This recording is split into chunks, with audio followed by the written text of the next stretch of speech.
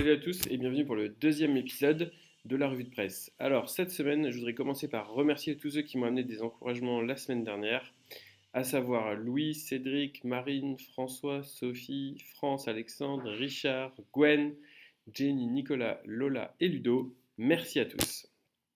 Alors quoi de nouveau cette semaine? Première info, Amazon Echo est enfin disponible en France pour 99 € et même 49 € si vous êtes Amazon Premium. L'enceinte connectée permet de passer de la musique. C'est aussi un assistant vocal avec qui vous pourrez converser pour lui demander la météo, vos horaires, etc. Puisque chaque marque pourra développer des skills adaptés au service qu'elle propose. Mais surtout, c'est la possibilité de commander directement sur Amazon qui est intéressante. 28% des Français pensent acheter un assistant vocal dans les mois qui viennent. Est-ce que ce sera encore un peu plus d'hégémonie pour Amazon? C'est l'avenir qui nous le dira. Un bel exemple d'une entreprise omnicommerçante, c'est Lidl. Lidl qui avait un site éphémère pour la vente de vin à chaque foire au vin et qui là vient de décider de laisser ce site en fonction toute l'année. Donc ce site permettra de vendre entre autres des lots plus petits qui n'auraient pas permis d'approvisionner les 1500 magasins. On parle souvent de supprimer les silos et on oublie parfois la supply qui peut aussi avoir des silos complètement isolés entre le stock magasin, le stock web. Et donc là, on a un très très bon exemple repéré par LSA et sur la marque Caporal qui a pu fusionner son stock web et son stock magasin pour faire ce que l'on appelle du ship from store, donc tout simplement de expédier des commandes web depuis le magasin. Donc ça permet de maximiser la dispo des produits sur le web, en même temps euh, de permettre une meilleure rotation des stocks en magasin.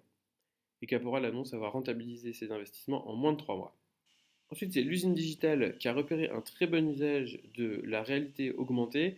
En effet, réalité augmentée, réalité virtuelle, on peut parfois être un peu sceptique en dehors du côté expérience.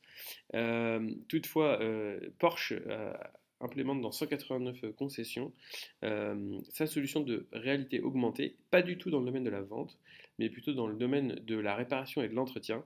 Et quand un technicien rencontrera un problème, il pourra appeler un super technicien qui en réalité augmentée va pouvoir le conseiller, lui indiquer les pièces à démonter et la méthode de démontage avec des animations 3D. Et enfin, une info qui vient aussi de l'usine digitale par rapport au business model des plateformes qui bousculent souvent la législation. On l'a vu sur la législation commerciale, sur la législation, sur le droit des entreprises, mais aussi sur le contrat de travail. Aujourd'hui, la plupart de ces plateformes utilisent des statuts auto-entrepreneurs, mais certaines commencent déjà à rajouter des notions de formation et à offrir des assurances à leurs du coup pas à leurs salariés, mais aux auto-entrepreneurs qui travaillent avec elles. Le gouvernement lui aussi a fait un pas en rapprochant euh, les statuts auto-entrepreneurs de certains organismes plus classiques, alors qu'avant ils avaient uniquement des organismes dédiés. Il se pose donc la question d'un nouveau statut, peut-être entre auto-entrepreneurs et salariés. Apparemment, des discussions seraient en cours entre les plateformes et l'État.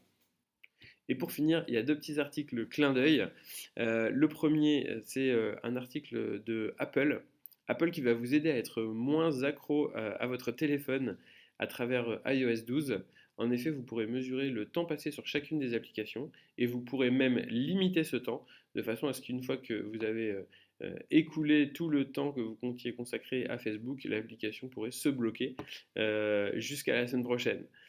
Évidemment, la fonction téléphone, elle, restera disponible. Et le deuxième clin d'œil, c'est un article sur le fondateur de WeThings. WeThings, c'est une startup qui crée des objets connectés en rapport avec la santé, qui avait revendu sa startup à Nokia il y a 2 ans, environ 130 millions d'euros, et qui 2 ans plus tard vient donc de la racheter 30 millions d'euros à Nokia. Donc le gars finalement retrouve sa boîte et a empoché 100 millions au passage. Pas mal. Voilà, c'est tout pour cette semaine. J'espère que ça vous a plu. N'hésitez pas toujours à m'amener vos idées d'amélioration. J'ai essayé d'en prendre compte. Je remercie Nico, grâce à qui j'ai changé l'image de début. Lola et Gwen, grâce à qui j'ai essayé de réduire au maximum la durée de l'épisode. Et Louis pour le détail de timing que j'ai enfin intégré dans le descriptif. Merci à tous, bon business et à la semaine prochaine.